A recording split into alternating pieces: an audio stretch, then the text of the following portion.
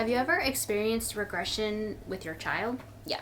That's kind of us right now. I want to talk about regression because I know that I'm not the only parent who has experienced this in the past. This is going to be more of a talking video. I have a lot to say about this topic of regression. And then question of the day, is Ale autistic? You guys are going to have to wait for that one because I'll probably touch on that one later on in the video. And if I can, I will put timestamps down below. Hold please, because her feed, if you don't know us, hi, I'm Jackie G, and this is my daughter.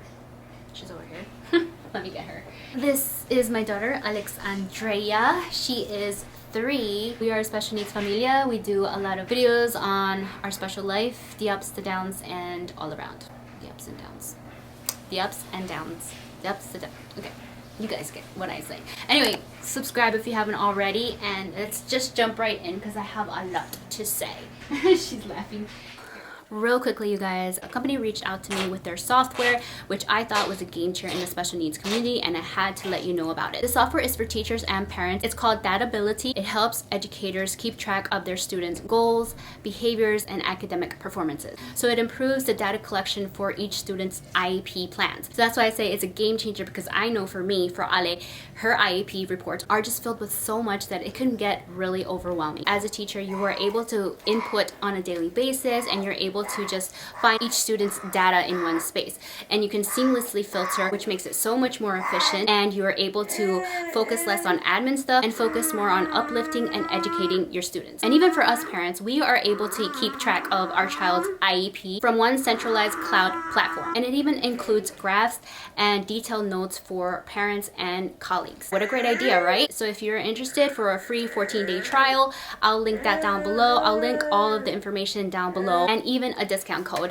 which they provided. About a month ago, I noticed that Alexandria was having a lot of trouble getting into sitting. She had already gotten this getting into sitting milestone like mid 2020, around summertime. She had gotten it down. She was able to get into sitting, get out of sitting, and get herself on the floor. She was really comfortable in doing all of that. One day I noticed that she was trying to get herself into sitting, and she was really struggling and having a hard time. Finally, I went and I put her into sitting, and that's when she started shaking like she couldn't hold her balance, and she started crying, and I was just like, oh my gosh. I grabbed her, I held her, and I comforted her, but it was really sad for me. It didn't happen a couple times. It was just really sad. I tried as hard as possible for her not to see me, but I was crying too. I was sad for like about a week. I was really depressed, kept blaming myself. I just was thinking, what did I do wrong? I was coming up with so many reasons why it was my fault. I don't know why I didn't tell Freddie. But then one day he came to me on his own, and he was just like, don't you think Ale is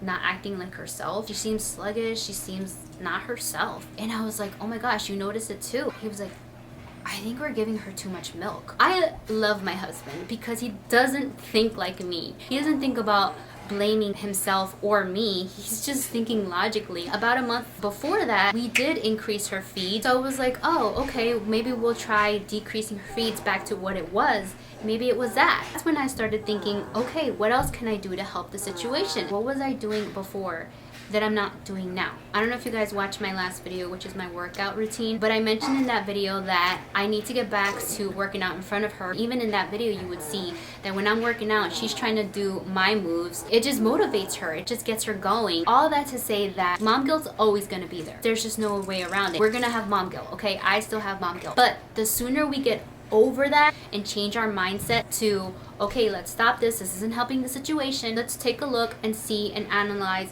what can we do different. The moment we do that, the moment we change our mindsets and not limit ourselves, when we limit ourselves, we limit them. So the moment we catch ourselves in that mom guilt, try to change it. I was literally a week in depression about this whole situation, and I didn't do nothing. I didn't do nothing. Nothing changed. Of course, nothing's gonna change. I just quickly wanted to chime in again because I wanted to make sure that I make it clear that I don't think mom guilt is a bad thing. Actually, I think it says a lot about who we are as parents. It means that we actually care about our child and we want the best for them. But what I am saying is that the sooner we get over that and change our mindset, we can actually help the situation. Back to the video. Sorry, I just hit you. Once I started to make changes, try to figure out some things, a week later, she was more confident in getting herself into sitting. She was more willing. We're not back to where we were before. Well, not 100%, but we're getting there. We're getting there.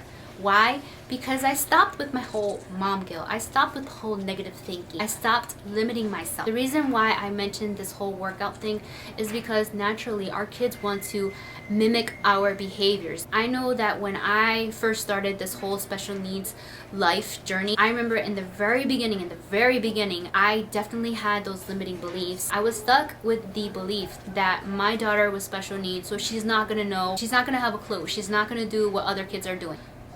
Yeah, no. Through the grace of God, I learned quickly to change that mindset because it's not helping anything. You know, little by little, I've been changing my limiting thoughts, my limiting beliefs. All of that guilt, all of that limiting thinking not only limits us in our life, it limits them. And so that is basically my whole message here. I highly, highly, highly encourage you guys that when you catch yourselves in that negative thinking, in that guilt, try to switch it. You gotta push forward, guys. You gotta push forward.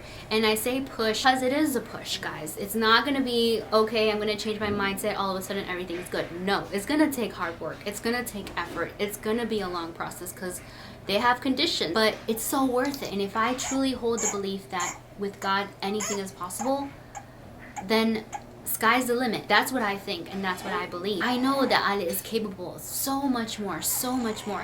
And so if I hold that to be true, sky's the limit. It's gonna take effort, it's gonna take work, but we're gonna do it because it's worth it. And it may not look like everybody else's child. That's okay. That's okay.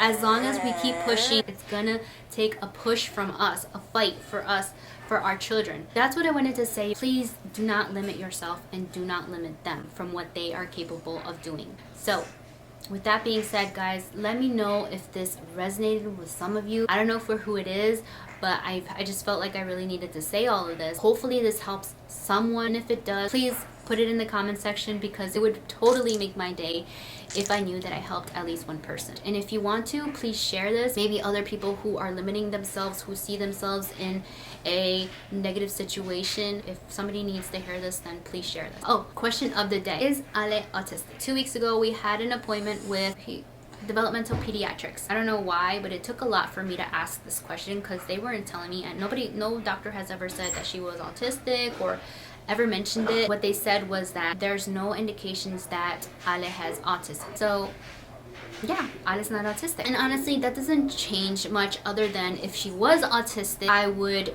definitely do my research because with everything like her cortical vision impairment, like her Chiari malformation, like whatever she has going on, I'm doing my she's already ready for sleep. I make sure that I do my research. So this was just another thing that I had to add on if she were to have autism. They did say that just because they don't say that she has autism now doesn't mean that they can't diagnose her with autism later on as she's growing and as they learn more about her behaviors and whatnot. But for right now, there's no indications that she has autism. So yeah, I feel like this video is going to be long. I hope not, because I really wanted to talk about regression and I just wanted to give you that update about her development. Thank you so much for watching. You want to close it out? Give a kiss. Bye-bye.